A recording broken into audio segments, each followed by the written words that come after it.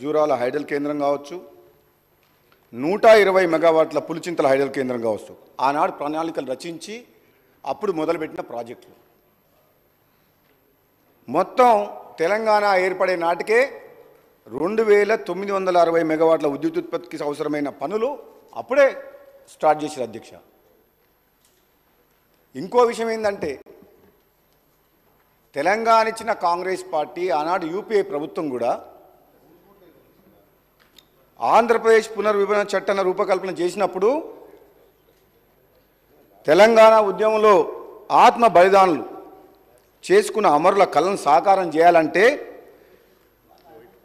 రాష్ట్రం ఏర్పాటు అయితే, జనాభా నిష్పత్తి ప్రకారం అయితే, ఆస్తుల పంపకం విషయంలో 58.32% ఆంధ్రప్రదేశ్కు, 41.68 తెలంగాణకు, అదే విద్యుత్ ఉత్పత్తి విషయంలో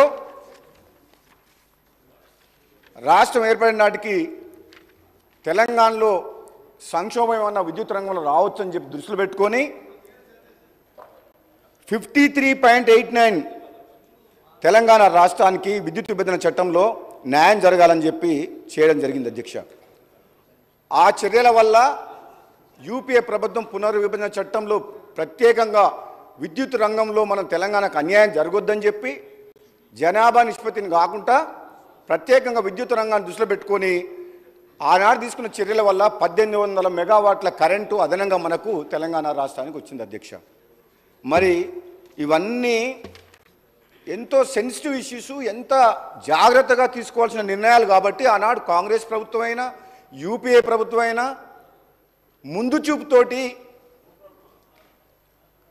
ఈ రైతుల ప్రయోజనాలను దృష్టిలో పెట్టుకొని నిర్ణయాలు తీసుకొని ముందుకు పోయింది అధ్యక్ష. ఈ తెలంగాణ రాష్ట్రంలో రైతులకు కరెంటు కష్టాలు లేకుండా కాపాడేందుకు ఆలోచన చేసిన విషయం అధ్యక్ష. అటువంటిది ఈరోజు అధ్యక్ష, ప్రతిపక్షంలో ఉన్న నాయకులు, పెద్ద మనుషులు, ఇక్కడ నిర్ణయాలు తీసుకున్న పెద్ద మనిషి లేడు, హౌస్కు లీడర్ ఆఫ్ ద అపోజిషన్ అయితే లేడు.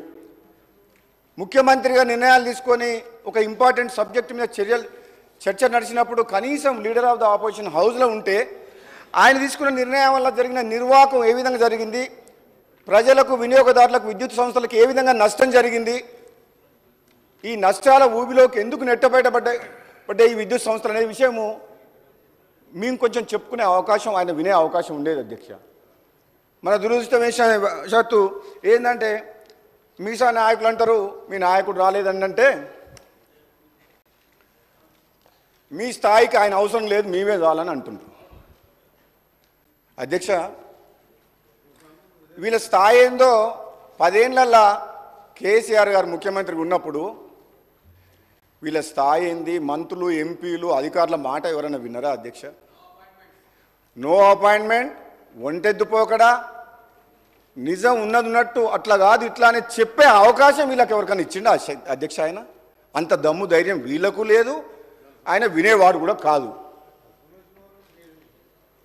అటువంటి పరిస్థితి ఉన్న మనిషి, పెద్ద మనిషి, లీడర్ ఆఫ్ ద ఆపోజిషన్ ఉండి కూడా సభకు రాకుండా ఒక ఇంపార్టెంట్ సబ్జెక్టుల మీద చర్చ నడిచినప్పుడు లేకుండా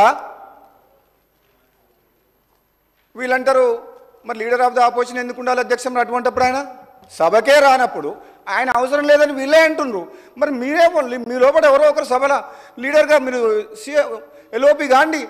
ఆయన అవసరం లేనప్పుడు మరి ఇక సభకే వద్దనుకున్నప్పుడు ఆ పొజిషన్లో ఆయన అవసరం ఏముంది? ఉండాలి అధ్యక్ష, రావాలి.